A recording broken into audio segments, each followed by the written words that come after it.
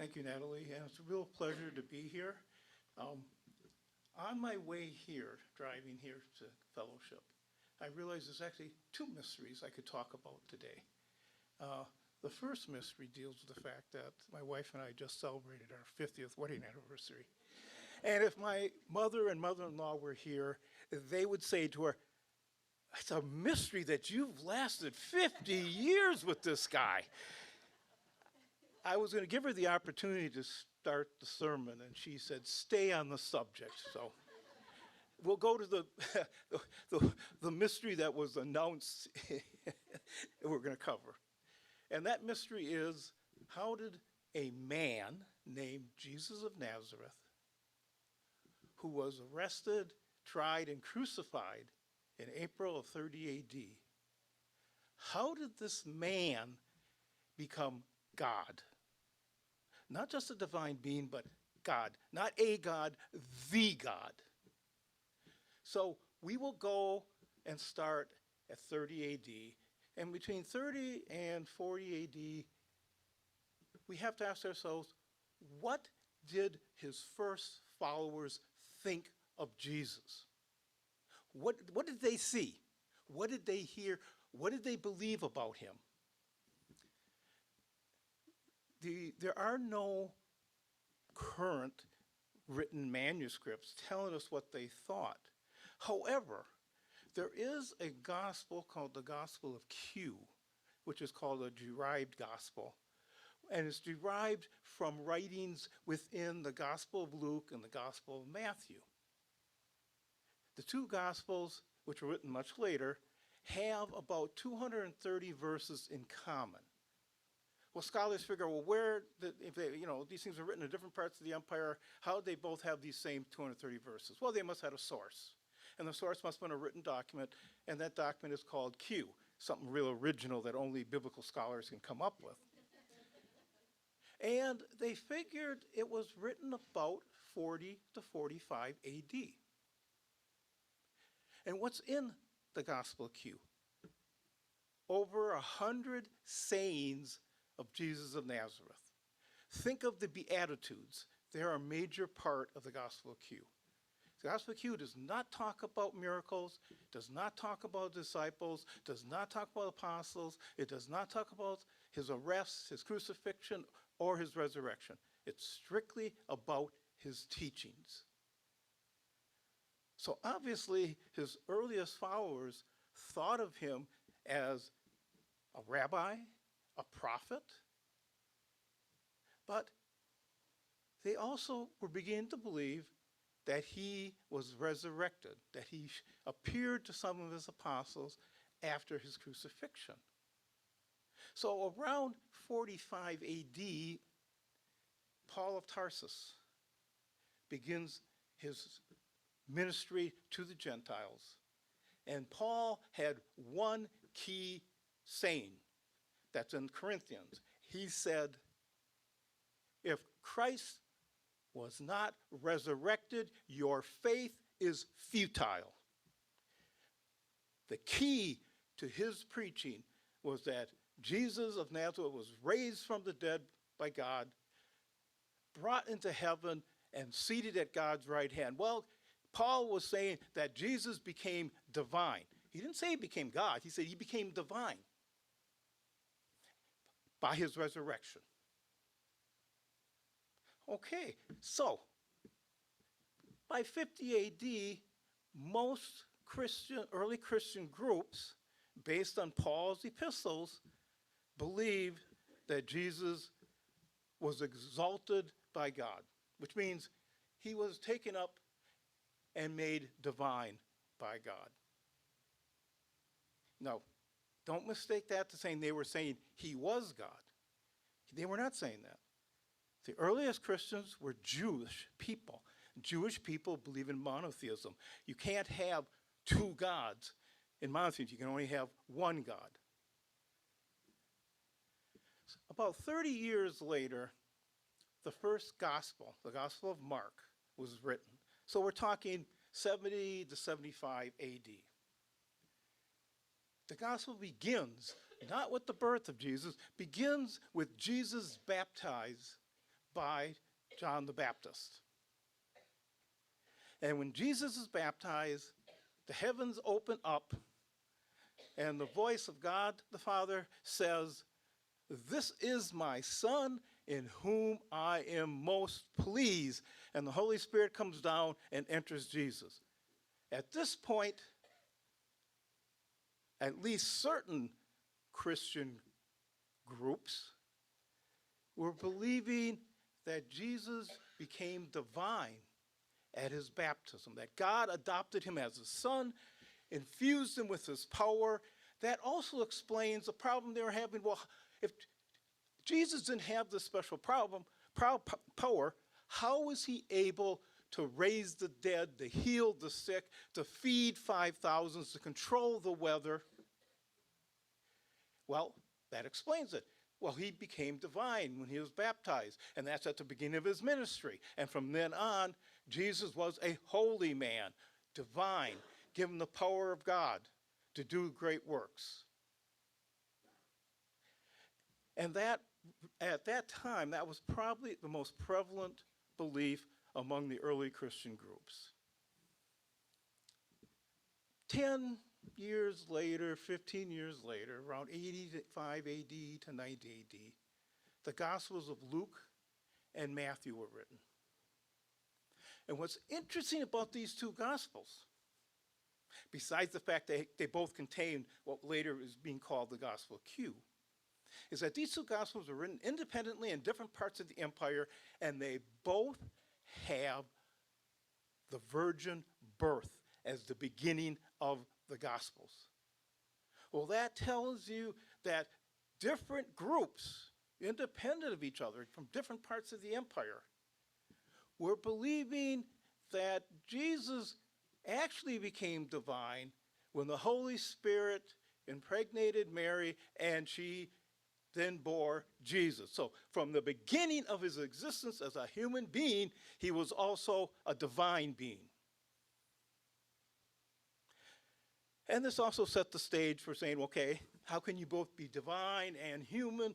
But at that point, as you can see, from 30 AD, we're now to about 85 AD, you're talking 50 plus years, as distance in time from when the people who actually saw and heard Jesus, now 50 years later, there are probably very few, if any, eyewitnesses to Jesus anymore. Remember, in those days, life expectancy was 25 to 40 years. So there would have been a few, but there would have been very, very few. Jesus was changing from just a man into a divine being from the moment he came into existence as a human. Now, about 10 years after that, about 95 AD, you have a group that's referred to as the Johannine group. The Johannine comes from John the Apostle. They were responsible for writing the Gospel of John, the 3 epistles of John, and Revelations. And in the Gospel of John and in Revelations, it is stated very plainly that Jesus existed before he was born, and therefore he was a divine being before he ever came here on earth. In the Gospel of John, Jesus says, "Before Abraham, I am."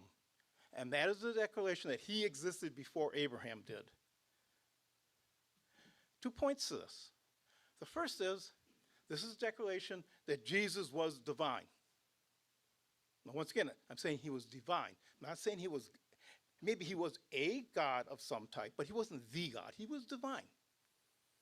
The second, which people don't talk about a lot, is when he said that, what was the reaction of the people listening to him back in about 29 AD? They went and picked up stones to stone him for blasphemy. That would tell you that the earliest followers of Jesus probably did not think he was divine, because that was the prevalent belief among people at that time. To declare yourself like that was blasphemy. So now this sets the stage at about 100 AD.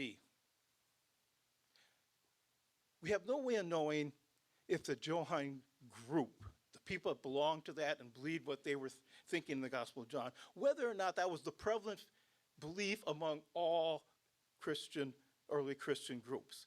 And the evidence is that for the next 200 years, there's at least a dozen different, today called heresies, because they didn't win the fight over who Jesus was, that argued over, was Jesus a man who became divine when he was resurrected, or he became divine when he was baptized, became divine when he was born, or always was divine? And these groups fought over that. Some groups believe that Jesus never was a man.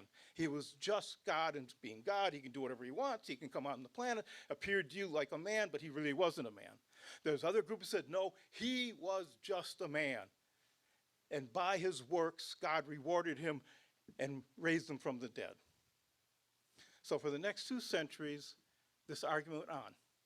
Now, you got to understand, this argument went on, and the Christians themselves had no secular power. So if you were in one group that believed that Jesus really was divine, you couldn't go to the other group that believed he was a man who became divine and change their minds, other than talking. I mean, if you went over there and said, oh, we're going to burn your church down and that went to work. The secular authorities, the Romans, would never let you do that. The big change in deciding what was the true nature of Jesus came in 312 AD when Constantine the Great became emperor. He had decided that he wanted to use the Christian religion to help unify the empire. Therefore, it became a favored religion. He found out real quickly that these various Christian groups did not agree on what to believe. He saw it as a trivial matter. He called the bishops together in 324 AD to a council, and he ordered them to come up with one common belief. So 318 bishops come there, and for 3 years they argue, fight, discuss, whatever terms you want to use. And in 327, they voted on what was the nature of Jesus. And of the 318, 250 voted that Jesus was God. He was co-equal to the Father. He was of the same substance. Therefore, he was God. We also have monotheism. Oh, well, we have a Trinity, and it's a mystery how you have a Trinity of Father, Son, and Holy Spirit, but you only have one God. And they said that was a mystery, and they voted on it.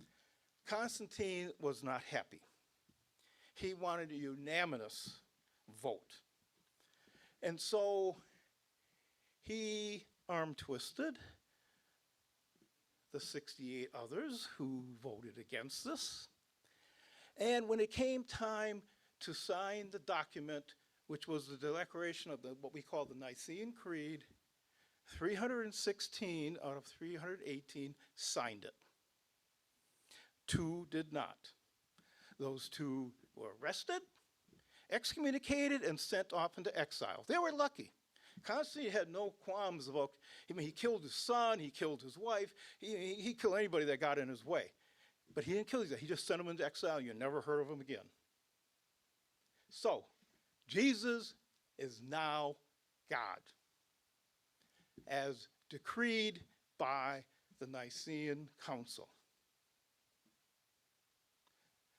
About 70 years later, in 395, the Emperor Theodosius the Great declared there is only to be one religion in the Roman Empire, and that is Christianity with the Nicene Creed.